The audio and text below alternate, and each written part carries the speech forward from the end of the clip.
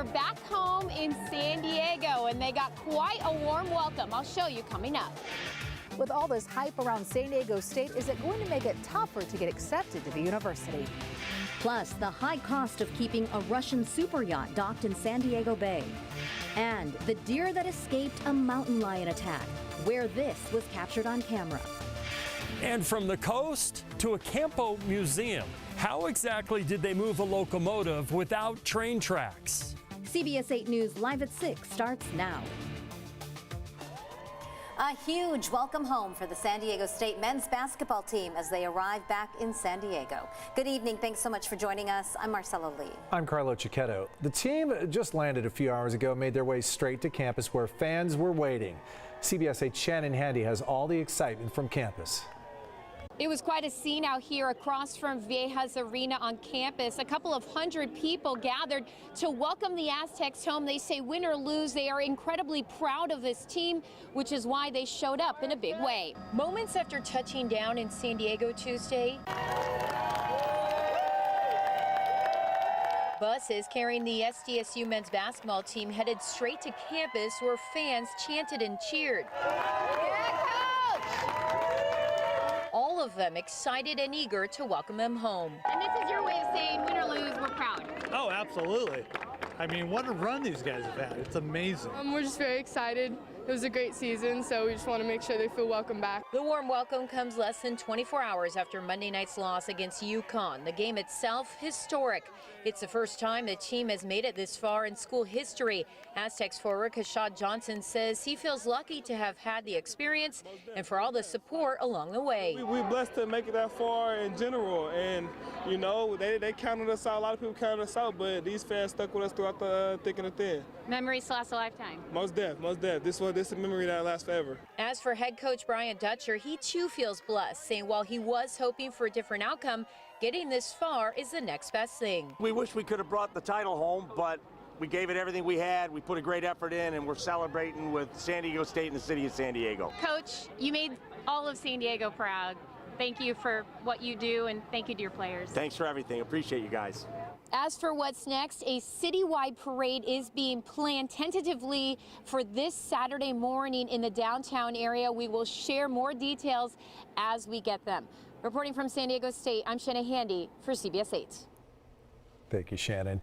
And with the hype around San Diego State right now, there is new interest in attending the school. Coming up at 6:30, CBS 8's Abby Black talked to prospective students and the Vice President of Enrollment at SDSU about the impact March Madness is having on the school applications to get into the school.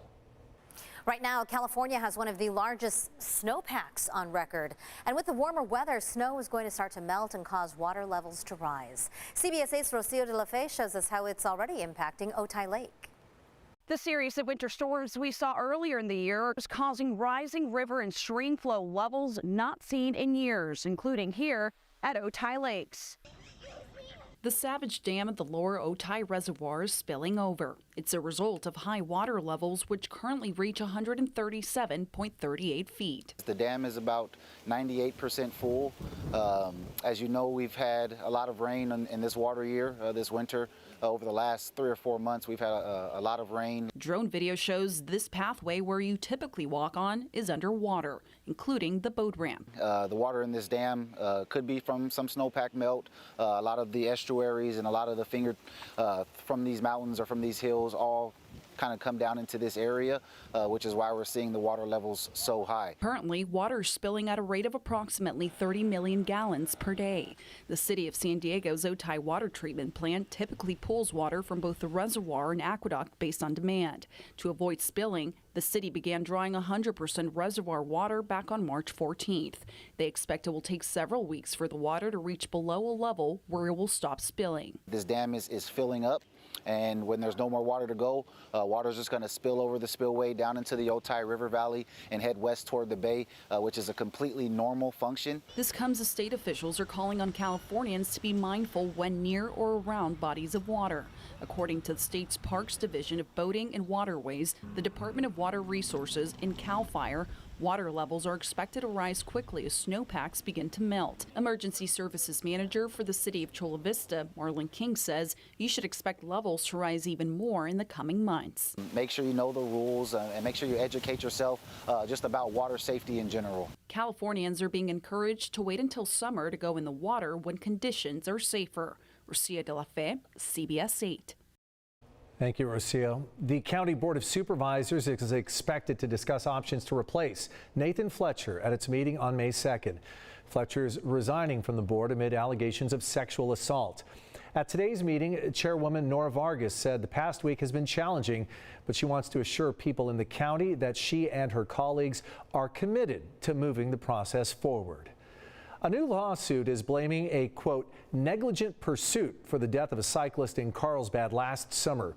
Bradley Catcott was killed last summer when a motorcyclist being chased by a California park ranger on this stretch of road in Carlsbad ran into the 68-year-old. Catcott's family is looking for answers and an undisclosed financial reward. The lawsuit questions the ranger's decision to chase the motorcyclist after a basic traffic violation. Last month, a judge sentenced that motorcyclist to 4 years in prison, but the family says they have a lifetime of pain to endure. A spokesperson for State Parks tells us they cannot comment on pending litigation. For more on the crash and the lawsuit, you can go to CBS8.com. Nearly 1 year later, the super yacht seized in Fiji after the invasion of Ukraine is still docked in San Diego Bay off National City. The U.S. Justice Department says it's owned by a Russian oligarch.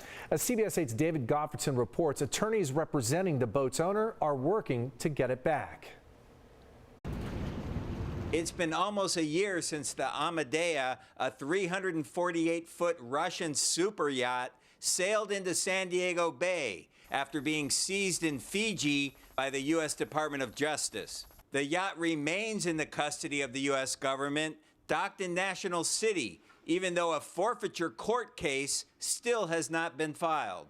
It has 2 baby grand pianos, one of which is hand-painted. Has a mosaic tiled pool.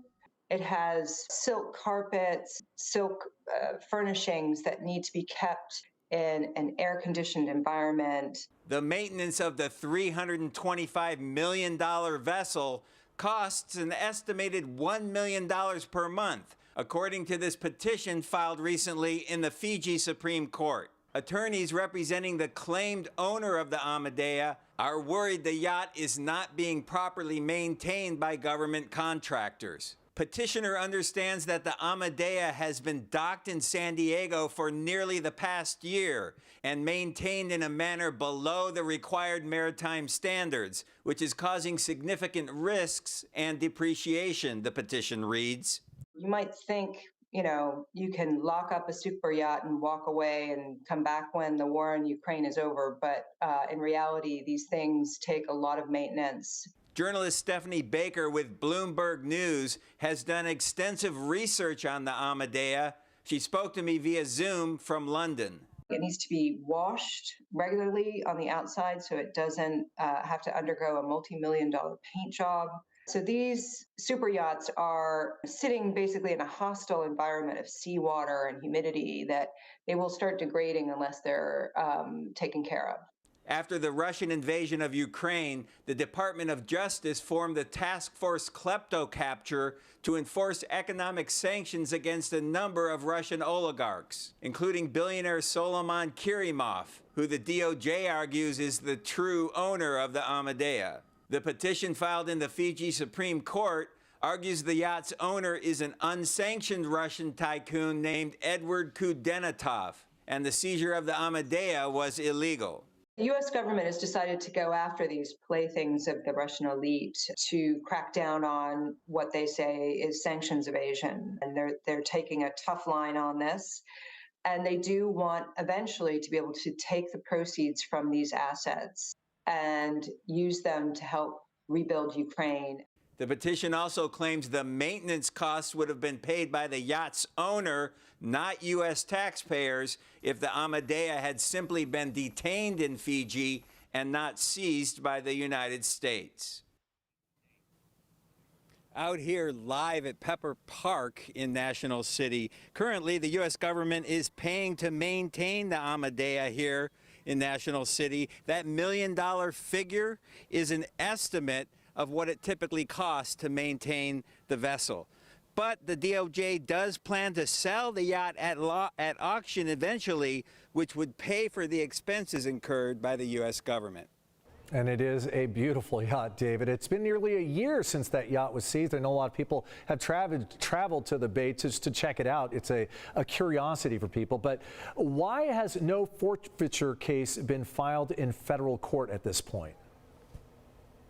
Well, the DOJ did not respond to a request for comment. One attorney told me typically a seizure case is filed within 90 days after the asset is seized, but not in this case. This is a very complicated case, and prosecutors are going to have to prove who actually owns this yacht, and that is going to take a lot of international research. David Gottfredson reporting for us. Thanks, David. Crossing a new bridge. Local, state, and federal officials are celebrating the largest bridge replacement in the city of San Diego's history. The much-traveled West Mission Bay Drive Bridge takes visitors to our beaches, and now it has 3 lanes in each direction. The ribbon-cutting ceremony you saw happened today. The original bridge connecting the Ocean Beach and Midway area with Mission Bay right over the San Diego River Channel was built back in 1950. This new project began in 2018 and cost $148 million. Still ahead, Donald Trump becomes the first former U.S. president to be arraigned on criminal charges. Plus, how this deer was saved from the clutches of a mountain lion in just the nick of time. Basking in the sunshine for today. We're going to keep seeing that all the way into our sunset, which is going to be about 11 minutes after 7.